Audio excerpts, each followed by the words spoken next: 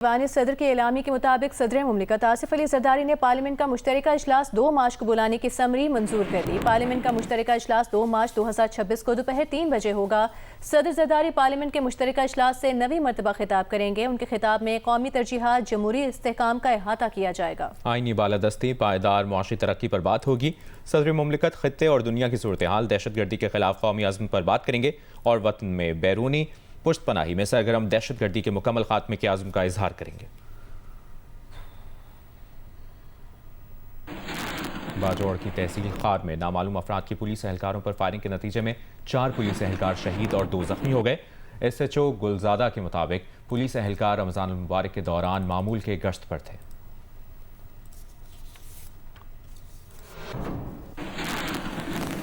PTI के अंदरूनी जराए ने तस्दीक कर दी है कि हुकूमत बानी PTI को इलाज के लिए अस्पताल में रखने को तैयार हो गई थी, ताहम फैमिली मेंबर्स के नाम पर इत्तफाक ना होने के बायस उन्हें अस्पताल नहीं ले जाया गया।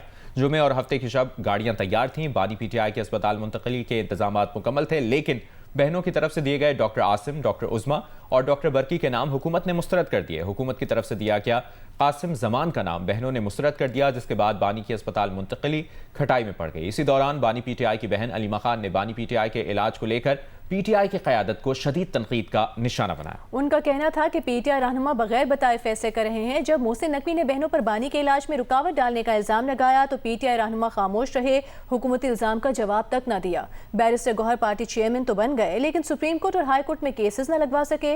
मोहसिन नकवी ने जब बानी PTI को शिफा इंटरनेशनल ले जाने की बात की तो कहा कि गौहर साहब ने साथ आना था। इसका मतलब है कि बैरिस्टर गौहर को सब पता था, लेकिन ये बात बहनों से छुपाई गई। वो अच्छी तरह जानते हैं कि पार्टी में गद्दार कौन है। मीडिया से गुफ्तगू करते हुए बैरिस्टर गौहर ने कहा है कि वो 17 बार इस्लामाबाद हाई कोर्ट गए, 14 मरतबा सुप्रीम कोर्ट गए। रमजान मुबारक में भी सुप्रीम कोर्ट और हाई कोर्ट के सामने खड़े हैं। उनका एक ही मुतालिबा है कि बानी PTI के केसेस लगाएं।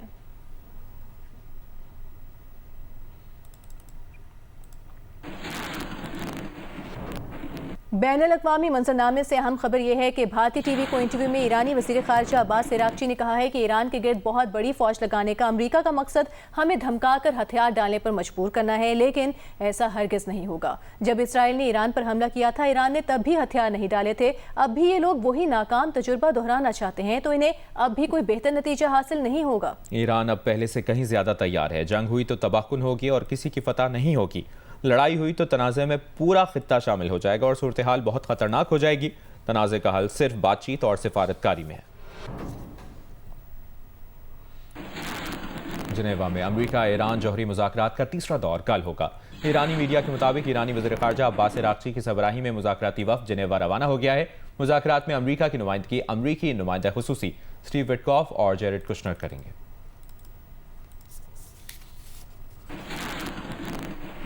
भारतीय वज़ीर आज़म 2 रोज़ा दौरे पर इसराइल पहुंच गए। खिताब के लिए इसराइली पार्लियामेंट पहुंचे तो इसराइली ऑपोजिशन ने मोदी के खिताब का बॉयकॉट कर दिया। मोदी ऐवान में आए तो ऑपोजिशन अरकान नशिस्तों से उठकर बाहर चले गए।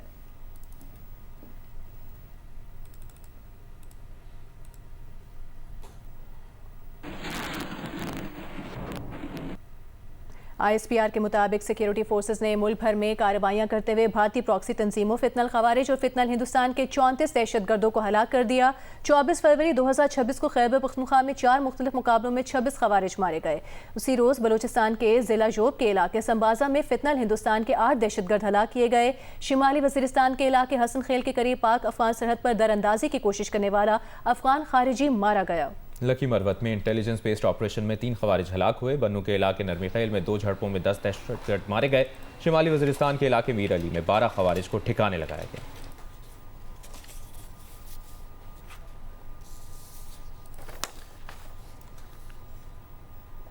कमेटी टू प्रोटेक्ट जर्नलिस्ट समेत 17 आलमी तंजीमों ने वज़ीर आज़म को खत लिखकर पाकिस्तान में सहाफ़ती आज़ादी की बिगड़ती सूरत हाल पर इजहार तशवीश किया है और वज़ीर आज़म शहबाज शरीफ से सहाफ़ती आज़ादी को यकीनी बनाने के लिए फौरी इक़दाम करने का मुतालिबा किया है।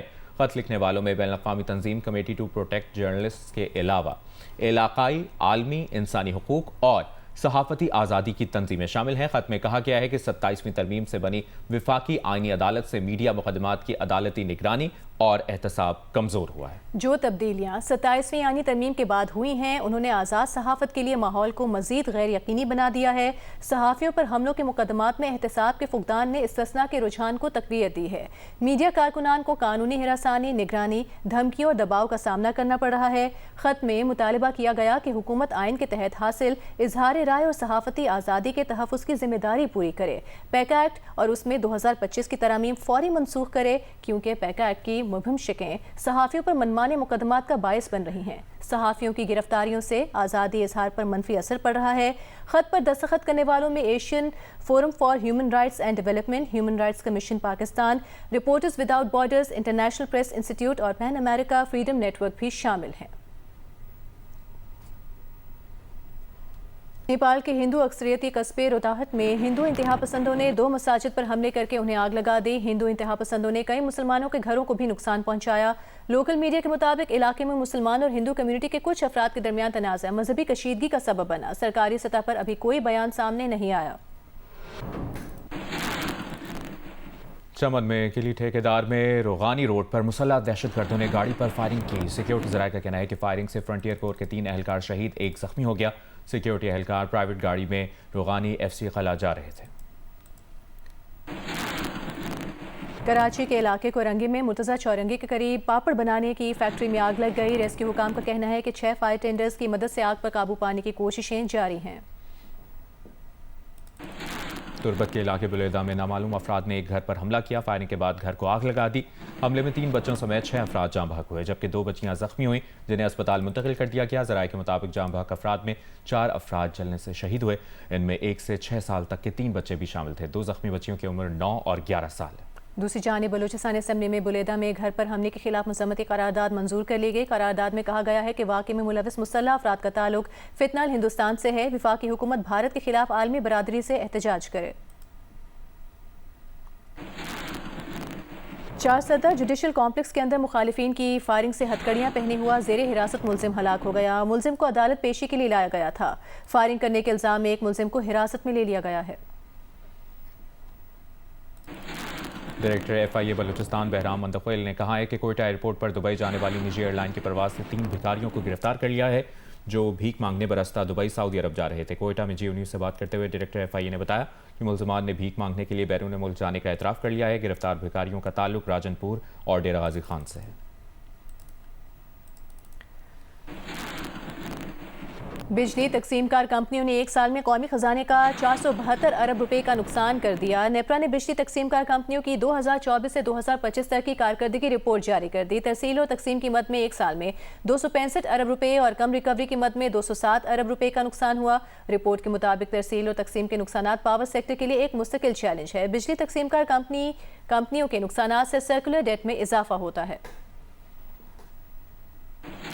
इसराइली हमलों में अपने वालिदैन को खो देने वाले यतीम फ़लस्तीनी बच्चों के लिए गजा के इलाके खान यूनस में इज्तिमाई इफ्तार का एहतमाम किया गया। इफ्तार में कई 100 बच्चों ने शिरकत की। मुंतज़मीन ने कहा कि इज्तिमाई इफ्तार का मकसद फ़लस्तीनी बच्चों को मुसर्रत के लम्हात फराहम करना था।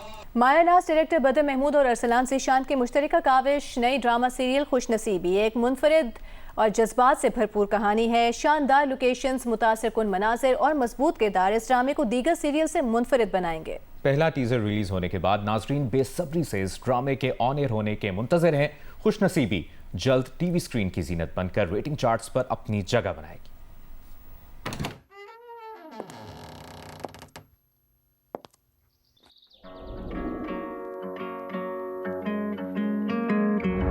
हुमायूं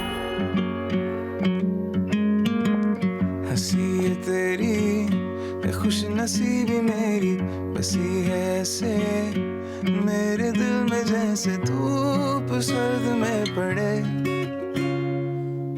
मिल गया जो है मुझे ये साथी सोचता हूँ ज़माने से कहती क्यों ना सुने अर्ज़ ये मेरी तू जानने लगे तुम्हें क्यों ना माने कि हर पल दिल तेरे लिए धड़कता है। आज़मा ले आँखों में तो बस तेरा ही चेहरा है। हम सा न जाने क्यों लगे नाता तुम्हीं से जो रहे, कर ले कबूल वजूद मेरा, बन गया तू मेरा आशिना। क्यों न माने कि हर पल